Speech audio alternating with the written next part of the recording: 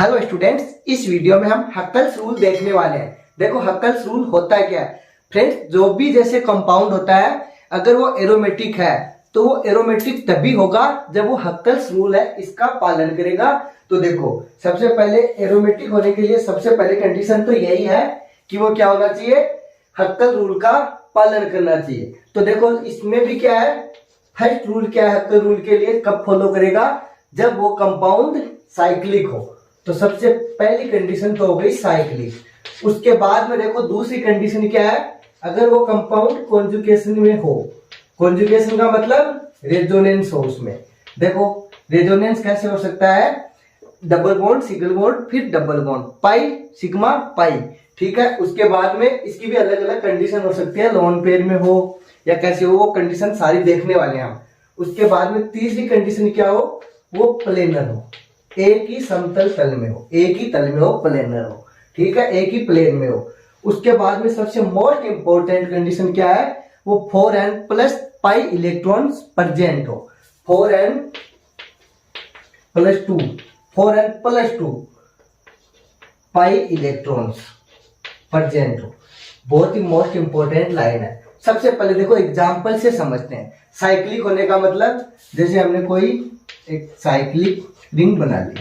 अब ये साइक्लिक तो है लेकिन क्या ये एरोमेटिक है? एरोमेटिक कब होगा, जब ये चारों नियम फॉलो करेगा। उसके बाद में दूसरा नियम क्या है, कॉन्जुगेशन में हो। कॉन्जुगेशन में कैसे हो सकता है, रेजोनेंस में। जैसे कि हम एक एग्जांपल से समझते हैं, डबल सिंगल डबल, उसके बाद में सिंगल फिर डबल, मतलब पाई सिग्मा पाई बॉन्ड। आई बात समझ में? डबल मतलब पाई फिर सिग्मा फिर पाई फिर सिग्मा बॉन्ड फिर ये पाई बॉन्ड। ये पोजीशन होगी, ये स्थिति होगी, तब क्या होगा, रेजोनेंस में होगा। उसके बाद में देखो लोन पेयर भी हो सकता है, वो ऑक्सीजन वाला एग्जांपल देख लेंगे अलग से। उसके बाद में तीसरी कंडीशन क्या होनी चाहिए, मतलब दूसरी डबल सिंगल डबल, एक बार डबल बॉन्ड उसके बाद में सिंगल फिर डबल उसके बाद में सिंगल और फिर से डबल, हो गई ये बात। उसके बाद में तीसरी बात प्लेन, मतलब जैसे कि सारे के सारे कार्बन है उनमें जैसे sp2 संकरण है, यहाँ पे हाइब्रिडाइजेशन सेम होना चाहिए। सीधा सा मतलब ये हुआ, sp2 है इसमें भी सारे जो कार्बन है 6 के 6, यहाँ पे 1 2 3 4 5 6, मतलब बेंजीन में 6 कार्बन है, सब में कौन सा है, sp2 हाइब्रिडाइजेशन है। उसके बाद में देखो एक ही प्लेन में, अब देखो 4n प्लस 2 पाई इलेक्ट्रॉन, ये बात देखनी है। एक पाई का मतलब क्या होता है बच्चों, 2 electron. 1 pi equal to 2 electron, 2 pi means 4 electron, 3 pi means 6 electron. ये बात आप समझ गए। अब यहाँ पे देखो इसमें पाई बॉन्ड कितने हैं, 1 2 3, 3 पाई मीन्स 6 इलेक्ट्रॉन्स। अब यहाँ पे फॉलो करते हैं, यहाँ पे देखो 1 2 3 4 5 6 ऐसे n की वैल्यू हो सकती है। अब यहाँ पे कैलकुलेट करते हैं, इसमें 4n प्लस 2 इक्वल में पाई इलेक्ट्रॉन।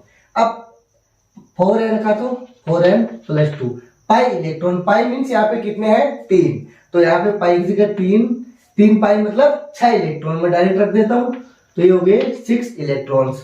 अब देखो 2 को उधर शिफ्ट करो तो 6 माइनस 2 कितना हो गया, 4, 4n इक्वल 4।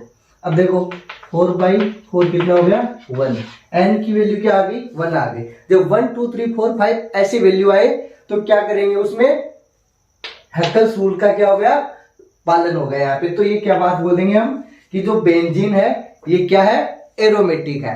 अब देखो उसके बाद में हमें ये कैसे पता चलेगी ये एरोमेटिक है या एंटी एरोमेटिक है या नॉन एरोमेटिक है, तो उसके लिए एक पूरा डिटेल में अलग से वीडियो बनाएंगे। सो एक एग्जांपल से और समझ लेते हैं। आपको सिर्फ यहाँ पे हक्कल्स रूल समझना है इस वीडियो में, लेकिन जो अगला वीडियो आएगा उसमें हम एरोमेटिक क्या है, एंटी एरोमेटिक क्या है और नॉन एरोमेटिक क्या है, सब कुछ देखने वाले हैं। एक एग्जांपल और देखते हैं, जैसे कि ये एक एग्जांपल लिया।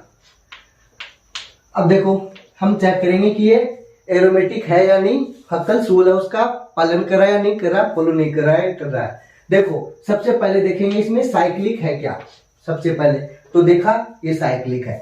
उसके बाद में देखेंगे कॉन्जुगेशन में है क्या, यहां से चलिए डबल सिंगल फिर वापिस सिंगल, सीधा सा मतलब क्या हुआ, कॉन्जुगेशन में नहीं है, रेजोनेंस में नहीं है, तो यहाँ पे पालन नहीं कर रहा। तो पालन नहीं कर रहा तो भी एंटी एरोमेटिक है या नॉन एरोमेटिक है, कैसे पता चलेगा? उन दोनों में से ही है, क्योंकि एरोमेटिक तो है नहीं। एरोमेटिक कब होता? जब ये चारों नियम बातें फॉलो करता। तो अब देखो उसके लिए हम अलग से देखेंगे कि एंटी एरोमेटिक है या एरोमेटिक। एरोमेटिक तो है ही नहीं, तो लेकिन यहाँ पे हमें इतना पता चल गया रेजोनेंस में नहीं है, इसका मतलब ये क्या है? एरोमेटिक तो नहीं है, या तो नॉन एरोमेटिक है या एंटी एरोमेटिक है। लेकिन देखो उसके बाद में एक एग्जांपल और देखते हैं, आप कमेंट करके बताओगे मुझे कि वो एंटी एरोमेटिक है कि एरोमेटिक है। यहाँ पे जैसे प्लस ले और ये डबल बॉन्ड, ठीक है। सो फ्रेंड्स, आपको ये समझ में आया होगा हैकेल्स रूल। नेक्स्ट वीडियो में हम देखने वाले हैं एरोमेटिक, एंटी एरोमेटिक और नॉन एरोमेटिक। सो मिलते हैं जल्दी, तब तक आप पढ़ते रहिए, मस्त रहिए। Thank you, thanks for watching.